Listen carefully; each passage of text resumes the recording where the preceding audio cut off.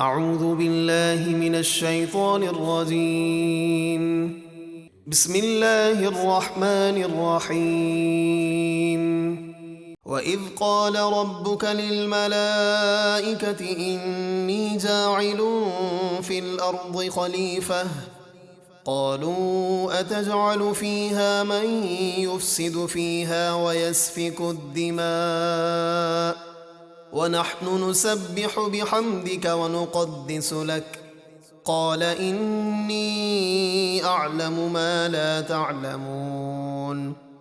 اور اے حبیب آپ اس وقت کو یاد کیجئے جب آپ کے رب نے فرشتوں سے فرمایا میں زمین میں اپنا نائب بنانے والا ہوں۔ فرشتے بولے کیا زمین میں ایسے کو نائب بنائے گا جو اس میں فساد پھیلائے اور خون ریزیاں کرے؟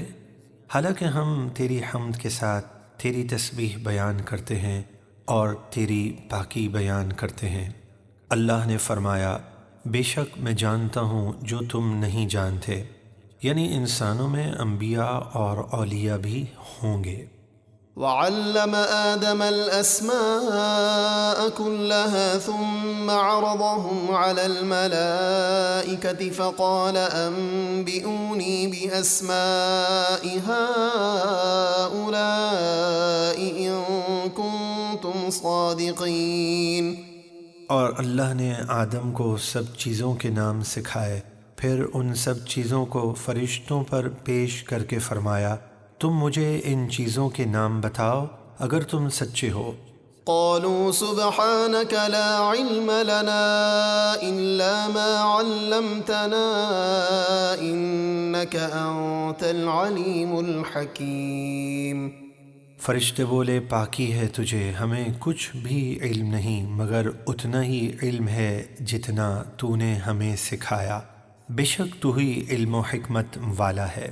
قال يا آدم أنبئهم بأسمائهم فلما أنبأهم بأسمائهم قال ألم أقل لكم إني أعلم غيب السماوات والأرض وأعلم ما تبدون وما كنتم تكتمون۔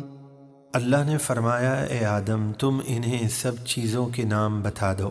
تو جب آدم نے انہیں سب چیزوں کے نام بتا دیے، اللہ نے فرمایا کیا میں نے تم سے نہ کہا تھا کہ میں جانتا ہوں آسمانوں اور زمین کی سب چھپی چیزیں، اور میں جانتا ہوں جو کچھ تم ظاہر کرتے ہو اور جو کچھ تم چھپاتے ہو۔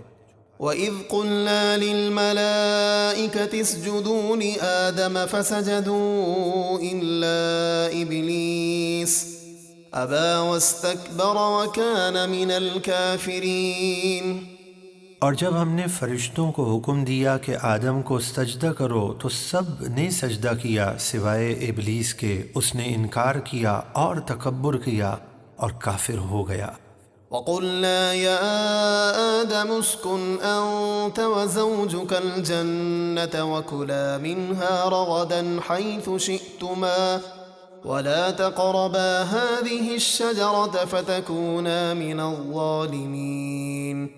اور ہم نے فرمایا اے آدم تم اور تمہاری زوجہ اس جنت میں رہو اور کھاؤ اس میں سے بلا روک ٹوک جہاں سے تمہارا جی چاہے، مگر اس درخت کے پاس نہ جانا کہ حد سے بڑھنے والوں میں ہو جاؤ گے۔ فَأَزَلَّهُمَا الشَّيْطَانُ عَنْهَا فَأَخْرَجَهُمَا مِمَّا كَانَا فِيهِ وَقُلْنَا اهْبِطُوا بَعْضُكُمْ لِبَعْضٍ عَدُوٌّ وَلَكُمْ فِي الْأَرْضِ مُسْتَقَرٌّ وَمَتَاعٌ إِلَى حِينٍ۔